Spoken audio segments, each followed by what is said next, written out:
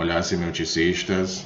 Nós aqui analisando a enunciação passional através da obra Cartas da Religiosa Portuguesa.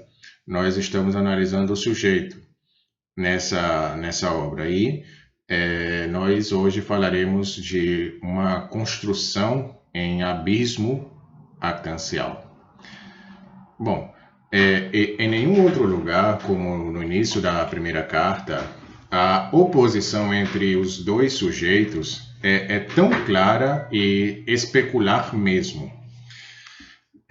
Essa oposição, ela se estabelece claramente no nível da manifestação textual, exatamente na identificação dos modos de tratamento que regem as diferentes isotopias subjetivas e fundamentam a delimitação das unidades do texto. Então, tendo assim, alternativamente, palavras como você, Senhor, em seguida de novo, você, Senhor, é fácil constatar que os marcadores pessoais, você, constituem aqui os embreantes do sujeito passional, enquanto que os Senhor são os embreantes do sujeito epistolar. Então, nesse último caso, eles convocam o destinatário da carta, tematizado como um ator individual, e atualizam a relação intersubjetiva pela qual se define precisamente o discurso epistolar. Então, no primeiro caso, as coisas são um pouco mais complicadas, pois cada um dos você que aparece remete a actantes diferentes. O primeiro você está inscrito no discurso do eu, que se dirige ao amor, ao seu amor, isto é, ao seu sentimento. Por isso mesmo, actancializado, ou se preferimos personificado. O segundo você, quando diz pare, Mariana infeliz, de se consumir em vão, esse você está inscrito no discurso citado do infortúnio, que, actancializado como sujeito cognitivo, dirige-se ao sujeito da enunciação, que no caso é Mariane. Então, nós temos aqui dois registros de discursos, que são fortemente diferentes um do outro, e que estabelecem duas ordens de relação. A relação inicial entre o destinador e o destinatário da carta, tal como pressupostos pelo próprio discurso epistolar, parece evidente de um ponto de vista empírico. Mas, na verdade, essa relação ao contrário, abstrata. Tanto que o texto, no mesmo instante em que a coloca, se esforça por apagá-la, deixando o campo livre para uma outra rede de relações. A relação que o sujeito passional dispõe e ordena, e pela qual ele se define precisamente como tal, como sujeito passional. Então, por deslizamentos progressivos, o discurso efetua de fato uma verdadeira construção em abismo actancial. Então, uma análise rápida da primeira frase mostra que nós passamos do actante epistolar, que postula a relação inicial, ao valor patêmico com que o sujeito o evoluiu, o investiu e que o transforma em objeto de busca ou de desejo. E esse valor selecionado se acha tão isolado e transformado em um actante autônomo. Esse valor é precisamente o simulacro.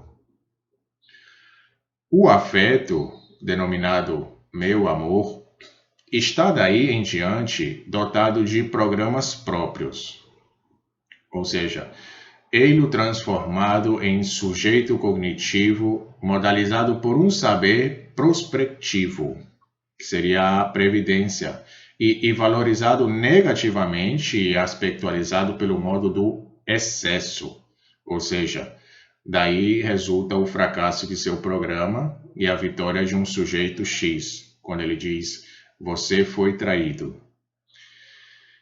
Em seguida, intervém uma nova transformação actancial. O amor tornou-se adjuvante do antissujeito, quando diz, e você me traiu por falsas esperanças.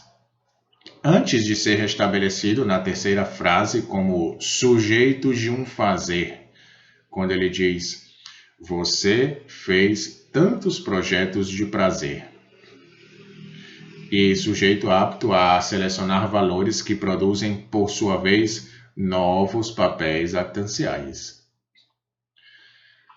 A paixão passa a valer assim como objeto e modalizado como desejável. Objeto que, estabelecido por sua vez numa relação final de disjunção com o valor prazer, instaura o estado do desespero mortal, cujo sujeito, lembremos, não é o eu enunciador, mas esse ator isolado que é o amor, originando então uma verdadeira nebulosa actancial. Enfim, pelo viés de um enunciado comparativo, eis que surge a figura do antidestinador, que confirma o encerramento dessa micronarrativa, a ausência. Então, o texto, ele se bifurca e, apegando-se a essa nova figura, explora-lhe os percursos. A ausência justifica a emergência de um meta-sujeito, ao mesmo tempo observador, competente e julgador. Ou seja, é a dor que, segundo o fragmento diz, engenhosa como é, não pode dar um nome tão funesto. Então, essa ausência, que é um elemento ativo da carência, ela é o agente da privação. E essa ausência inscreve também o valor prazer num objeto figurativo que a fixa. Ou seja, esses olhos, entre aspas, os quais, por sua vez, é uma figura metonímica do amante, esses olhos são elevados à condição de sujeito do prazer, sujeito do fazer, assumindo o percurso da plenitude. Ou seja, quando no fragmento se diz que me enchiam de alegria, que enfim me satisfaziam. E assim vai a valsa das formações e transformações de simulacros passionais e modais. Nós poderíamos associar essa movimentação particularmente densa a uma tentativa de esgotamento dos possíveis actanciais, como se o sujeito passional se esforçasse por saturar todos os lugares e explorar todos os percursos, e para eliminar os vazios que mostram as faltas, e para exaurir as figuras emocionais no momento em que elas surgissem no seu discurso. Então, nós poderíamos reconhecer nessa tensão, que é sempre reconduzida e sempre retomada, um dos aspectos da estética barroca. E nosso objetivo, entretanto, não é seguir nessa direção que põe em jogo a tipologia cultural dos discursos. É exatamente o nosso objetivo, ao contrário, dar a conhecer e analisar o modo de produção discursiva do sujeito passional. Então, a distinção entre objeto e valor permite descrever a sintaxe dos simulacros. Ou seja, a existência modal do sujeito de estado, no caso, estado de disjunção, a existência modal desse sujeito é suscetível de gerar percursos sintagmáticos, quebrando a estabilidade desse estado e dinamizando-o.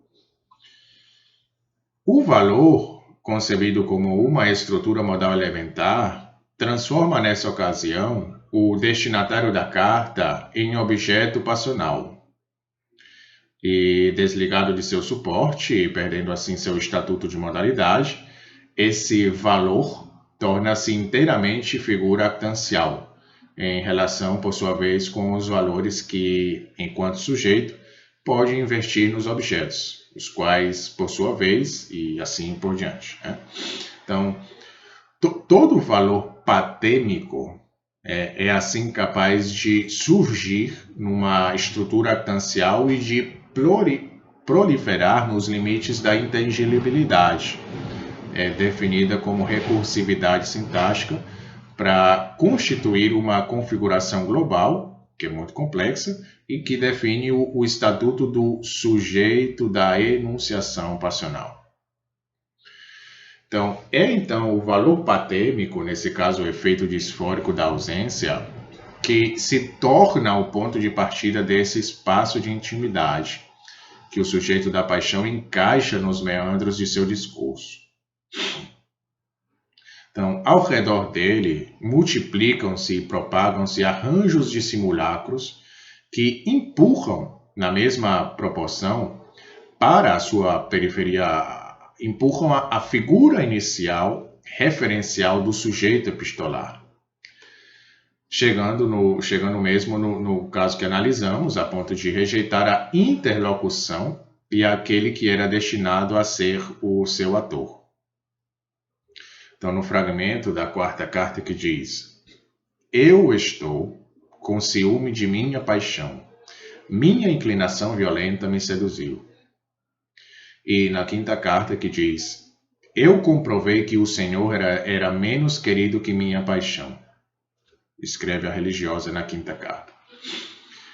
Em outra parte, uma resposta do seu destinatário, tendo rompido a ordem passional que se tinha constituído, ela o injuria e diz: detesto sua boa-fé.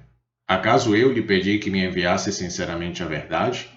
Por que não me deixou a sós com minha paixão? Bastava que o Senhor não me escrevesse. Eu não queria ser esclarecida. Esse é um fragmento da quinta carta. Então, a carta, que é justificada pela ausência e fundamentada nela, torna-se o campo de exercício e de manifestação do sujeito passional. Então, nisso, lembra o monólogo da tragédia clássica em sua relação com o diálogo. E ela é sua condição de existência e de expressão dinâmica, ou seja, transforma o estado em movimento.